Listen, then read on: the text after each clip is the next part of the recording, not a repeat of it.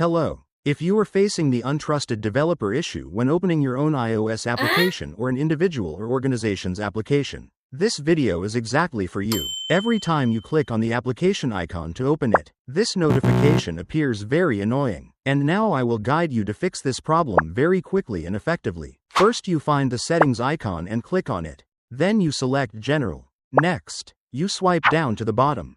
Then you find and select VPN and Device Management. A new screen appears containing a list of untrusted developers.